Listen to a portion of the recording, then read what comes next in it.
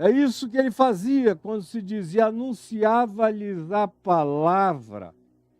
Ele está anunciando tudo que ele encarnava, tudo que ele cumpria, tudo que ele viera para fazer acontecer, para manifestar, para demonstrar. É palavra falada, vivida, praticada, gestuada. É o Verbo encarnado, é a única palavra de Deus. É Cristo Jesus encarnado. O resto é livro, o resto é texto, o resto é comentário, o resto é o que você quiser, mas a única palavra de Deus é aquela que se encarnou em Cristo Jesus. Essa não tem uma unha a tirar e não há uma cutícula a acrescentar. Essa está consumada, feita, acabada, definida, plena, corporificada, é a expressão exata do que Deus quer que eu saiba e você saiba. É nessa palavra encarnada em Cristo Jesus que habitam todos os tesouros da sabedoria e do conhecimento. Porque, como diz Paulo, escrevendo aos Colossenses, nele, Cristo Jesus, habita corporalmente, encarnadamente, toda a plenitude da divindade. Quando se diz anunciava-lhes a palavra, não é porque ele estivesse dando uma aula sobre a Torá, fazendo uma exposição de Gênesis, de Êxodo, de Levítico, de Deuteronômio, ou de Número, ou de Crônicas, ou de nada disso. Jesus não vivia fazendo exposição bíblica de histórias do Velho Testamento. Ele tinha muito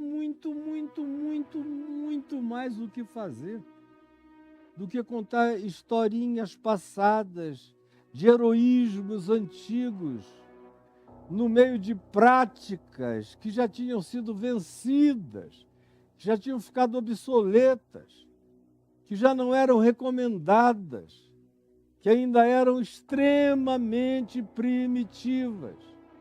Quando se diz que Jesus lhes anunciava a palavra, o que se está fazendo é afirmando que ele ensinava os princípios do reino de Deus.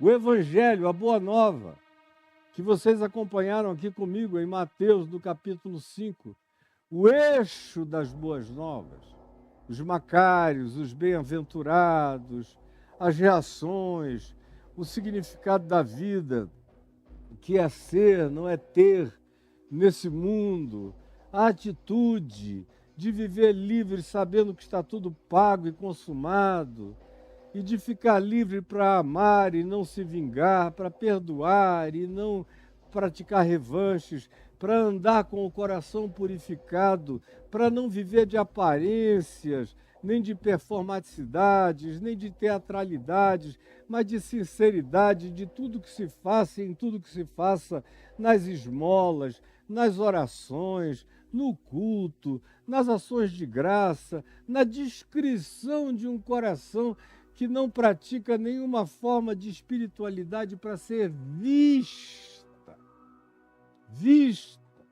por ninguém. Mas a recomendação é: faze isso diante do teu Pai que vem em secreto.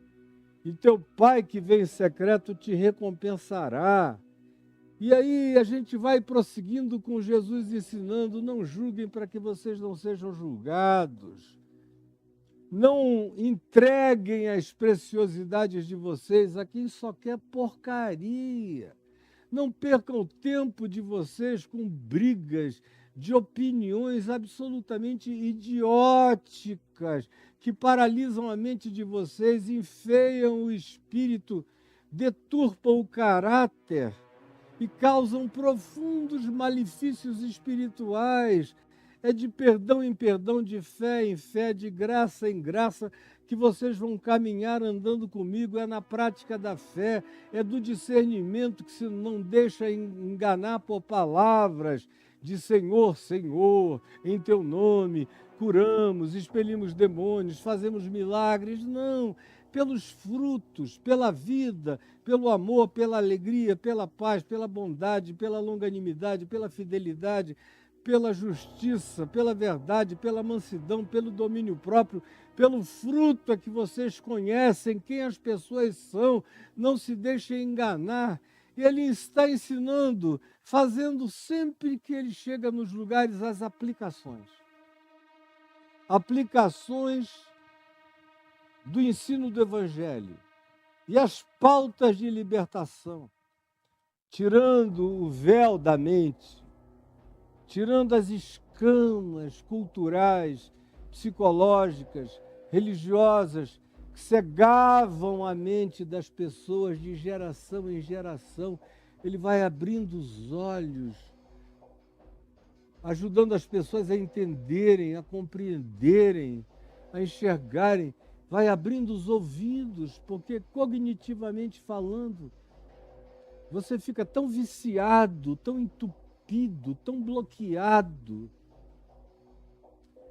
tão blindado de percepção, que frequentemente ouve e não entende nada, não escuta nada, vê e não enxerga.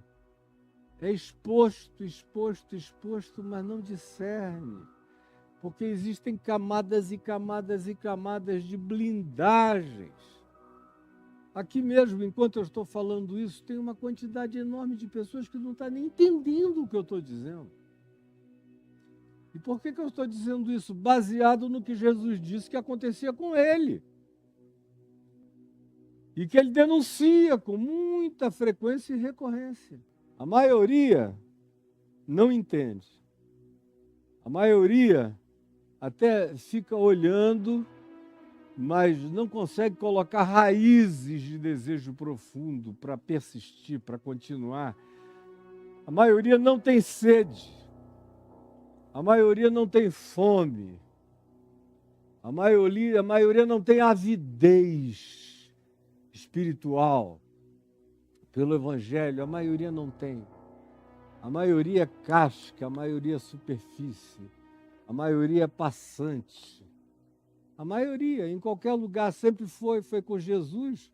Imagina aqui comigo, 2000 anos depois, com toda essa tecnologia distrativa, com toda essa ansiedade, com todo esse nervosismo, com toda essa agitação mental, com toda essa fibrilação neural que você tem, com toda essa angústia espiritual que a maioria carrega, que não consegue sossegar nem para ouvir por alguns segundos a própria respiração. Imagina se vão querer me ouvir pregando o Evangelho. Eu sei exatamente o que eu estou fazendo, com quem eu estou fazendo, contra o que eu estou lidando, mas não retroajo, jamais retroagirei. Eu vou adiante, porque o meu chamado, minha missão é essa, de repetir Jesus no mundo. É por isso que ele lhes ensina o que a seu respeito constava em todas as Escrituras, porque esse é um debate que se instalaria para sempre. Como nos dias de hoje, nós estamos aqui sem a menor razão para discutirmos Moisés, Velho Testamento, nada disso, mas vocês voltaram 2000 anos, voltaram no tempo para antes de Jesus. Voltaram no tempo para antes de João Batista. Voltaram para a Idade da Pedra, voltaram para o Monte Sinai. Voltaram para o culto ao bezerro de ouro, que é Israel, que é a grande idolatria de vocês, juntamente com o livro Bíblia.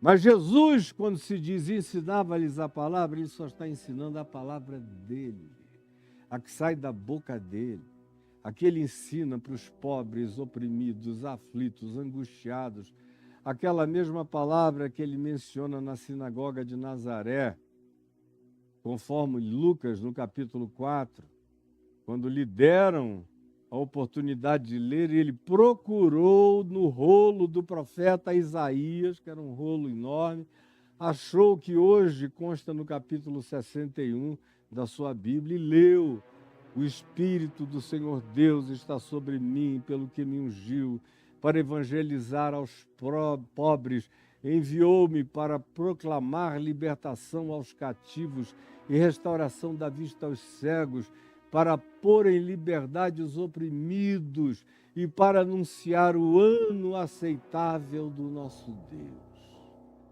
É isso que ele fazia quando se dizia, anunciava-lhes a palavra. Ele está anunciando tudo que ele encarnava, tudo que ele cumpria, tudo que ele viera para fazer acontecer, para manifestar, para demonstrar. É palavra falada, vivida, praticada, gestuada. É o Verbo encarnado, é a única palavra de Deus. É Cristo Jesus encarnado. O resto é livro, o resto é texto, o resto é comentário, o resto é o que você quiser, mas a única palavra de Deus é aquela que se encarnou em Cristo Jesus. Essa não tem uma unha a tirar e não há uma cutícula a acrescentar. Essa está consumada, feita, acabada, definida, plena, corporificada, e é a expressão exata do que Deus quer que eu saiba e você saiba. É nessa palavra encarnada em Cristo Jesus que habitam todos os tesouros da sabedoria e do conhecimento. Porque, como diz Paulo, escrevendo aos Colossenses, nele, Cristo Jesus, habita corporalmente, encarnadamente, toda a plenitude da divindade. Ou aqueles que eram curados meramente pela palavra, como eu já informei aqui, reafirmei aqui, nessa nossa conversa sobre Mateus, em várias situações diferentes, eu lhes dei ênfase no meramente pela palavra. Ele curava, ele realizava os seus prodígios pela palavra, pelo desejo. Se tu quiseres, tu podes purificar-me, pediu-lhe um leproso, ou afirmou-lhe um leproso. E ele disse, eu quero, fica limpo. E o homem ficou limpo na mesma hora.